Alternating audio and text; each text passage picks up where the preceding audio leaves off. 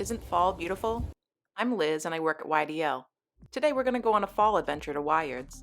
And not to see the night terrors or whatever Splattertown is. Today we're talking pumpkins, jack-o'-lanterns, and roasting their seeds into a delicious crunchy snack. Wiard's has you pick pumpkins, which means that we get to see the pumpkin on the vine that it actually grows on. That is, if I ever make it past the animal area.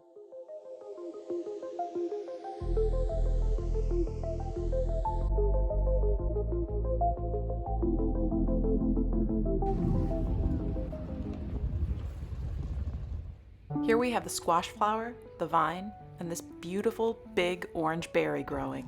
Yes, I said berry because squash, melons, and cucumbers are technically a berry called a Peepo. Huh. It turns out that peepos come in a lot of sizes, shapes, and colors. If you've got a thick skin and lots of seeds, you're probably in peepo territory.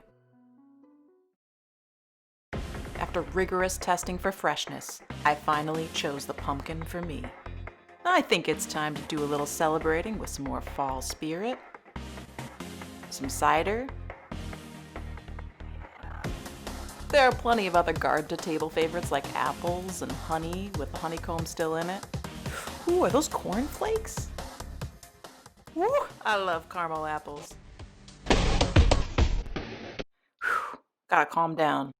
I think it's time to refocus on the real star of our show, Mr. Pumpkin. We gotta get those seeds and get him ready to be a jack-o'-lantern. Let's pick a spot that's okay to get messy, get a bowl or maybe 2 bowls, and a couple of items for scooping. This is about the point where you're gonna need your grown-up to help you get the top off your pumpkin so you can reach in there and get to scooping. You'll find that the flesh of the pumpkin is kind of like noodles, and the pulp is really slimy. Once you've finished cleaning out your pumpkin and all the seeds are separated, I took mine inside and rinsed them in water to degoopify them more, to get rid of the beautiful leftovers. One last rinse, and we're good to go. But it came from a pumpkin, so a little bit of strings are okay. I spread my peepo pips on a tinfoil covered sheet pan to dry a little. Now's a good time to revisit your jack-o'-lantern and give him a personality. And a photo shoot. Before we get back to our dry seeds to add fat, I chose some spicy seasonings I like to add to my buttered seeds and mixed them around to make sure they're coated really well. Now we're ready for our grown-up to pop them in the oven. When you toast them in the oven, make sure you're checking the color and stirring them frequently. You can check out our site for a recipe with measurements, but don't be afraid to get creative.